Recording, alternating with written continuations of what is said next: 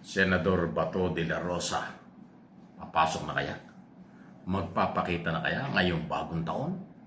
Kasi talaga nitong nakalipas na last quarter, lalo na yung November, December, talagang hindi ho nagpakita sa Senado. Pati yung kanyang trabaho, sabihin na nating napabayaan na yung pagiging Vice Chairman ng Committee on Finance na bumalangkas ng budget for this year 2026 na pinirmahan na ni Pangulong Marcos at ganap na batas at may gagamitin ng budget ngayong taon ito. Hindi nagampanan ni General Bato de la Rosa, Senador Bato de la Rosa, ang kanyang trabaho. Kaya nga, nagbanta na at gagawin talaga ito ni dating Senador Trillanes na irereklamo na sa Ethics Committee o sa Senado mismo ang dating senador itong si Bato na tanggalin bilang senador. Kasi ang paniniwala ni Trillanes, ground na yung pagtanggal kay Bato dahil hindi nagagampanan ang trabaho. Ngayon, kung ngayong January, na anytime itong January magre-resume ang Kongreso at pag hindi pa siya bumalik, talagang kakaiba na. Pag-abandona ng kanyang trabaho.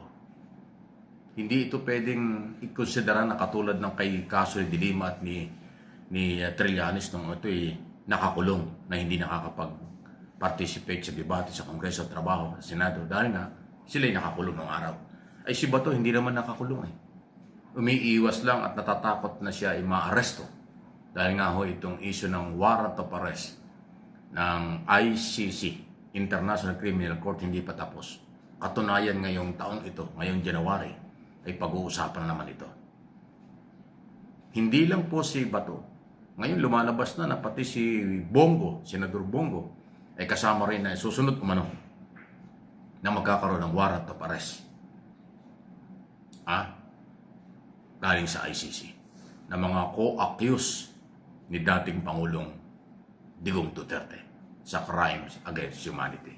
So kahit New Year na, kahit bagong taon na talaga, hindi pa rin tapos ang problema ni Senador Bato at Senador Go sa ICC.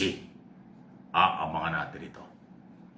Lalo't hanggang ngayon hindi naman binabawi ni Ombudsman, dating Justice Secretary Boying Rebulla, na meron siyang kopya, digital copy ng warrant of arrest. Aabangan pa rin ito.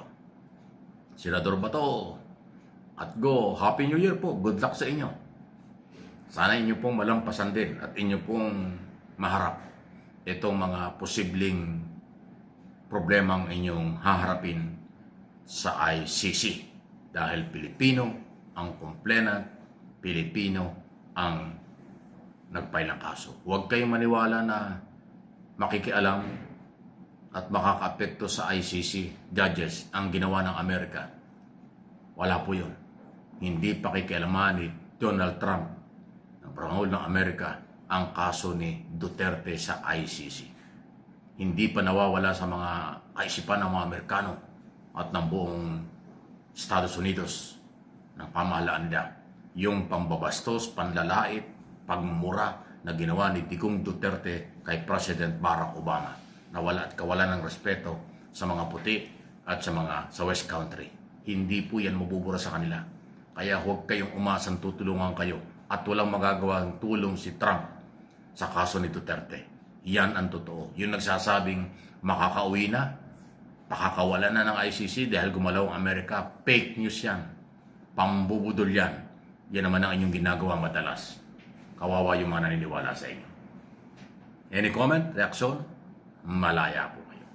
So hindi lang yan, ICC. Itong Ombudsman Sandigang Bayan naman sa local issue, national issue, dahil sa flood control. Kung hindi nagawa bago magpasko na magpakulong ng mga politiko ngayong buwan ito, inaasahang mangyayari na ito.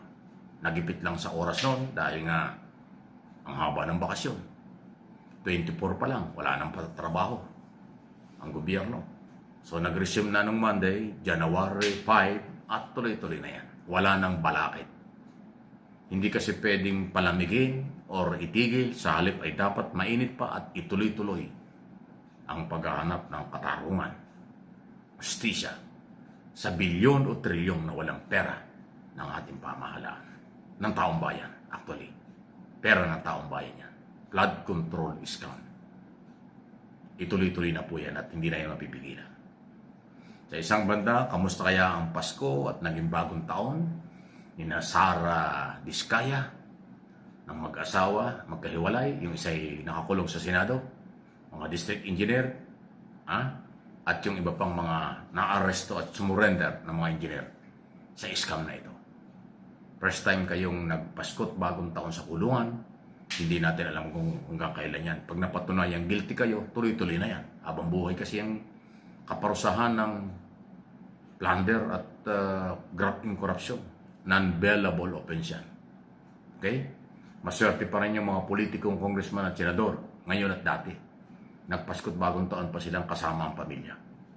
Pero this time, sa ngayong bagong taon, ang lahat ng ebidensya at dokumento ay patungo na ng korte, hindi na ho mangyayari yan. Na kayo magpakaligaya pa. Hahanapin na kayo. Katulad ni Saldico na wanted na, pugante na. Patong-patong na ang kaso at warrant of arrest, ayaw pa rin umuwi. Di ba? Hindi lang ho sa plunder case. Ako naniniwalang magiging mas aktibo ang ating mga korte at law enforcement agency sa pagpapatupad ng warrant of arrest na matagal lang na-issue. Katulad ng na-issue ng korte, katulad ng warrant of arrest laban kay General Bantag na ngayon po nawawala pa rin doon sa kaso ng Persilapid. Okay? Si Harry Roque na ngayon ay pasikip ng pasikip ang mundong ginagalawan, maliban na lang kung siya ay pinoprotektahan ng ambassador dyan sa Austria, na anak ni Gloria Macapagal-Arroyo. Sana huwag ganun kasi madadamay siya dyan. Wala na ho sa Netherlands si Roque. Nasa Vienna, Austria na. Kanyang tinitiis ang sobrang lamig ngayong panahon ito doon sa kanyang bansang pinagtataguan. Abogado yan eh. Pero ayaw harapin ang kaso sa Pilipinas. Abogado pero takot sa batas. Abogado pero ayaw panagutin ang responsibilidad sa korte. Di ba? Dapat pag abogado ka, ikaw yung susunod. Nasusunod sa korte kasi ang abogado ay siya po yung manananggol. Officer of the court. Ang mga abogado. Di ba? Pero yung kanyang kasong non-bailable offense, ang mahigpit na kinatatakutan ni Harry Roque. Ang masakit dito may mga kaso na nga siya, may warrant of arrest na, pugante na ang dating, pero ayaw tumigil ng kababatikos. Puro people power na sinasabi at patanggalin. Akala niya pag natanggal si Pangulong Marcos, wala na yung kanyang kaso. Hindi ganun. Kahit sino maging Pangulo, tuloy pa rin ang mga kaso nyo. At kung si Sara Duterte, inaasahan nyo, anong klase namang gobyerno kung uupo ka para i-dismiss ang kaso ng mga kasamahan? Hindi pwede mangyari yun. At yun naman ang gusto nilang gawin. Kaya nga, big challenge ito sa mga Pilipino this coming election sa 2028. Yung gusto nating presidente, yung kayang sumunod sa batas. Yung may kakayanan pang local, national at international na mga galaw. Pang international na leadership. Hindi yung pang barangay o pang local ang kailangan natin. Yung merong kredibilidad, may kaalaman sa national at international issue. Sa totoo lang, ang kailangan nating susunod na Pangulo.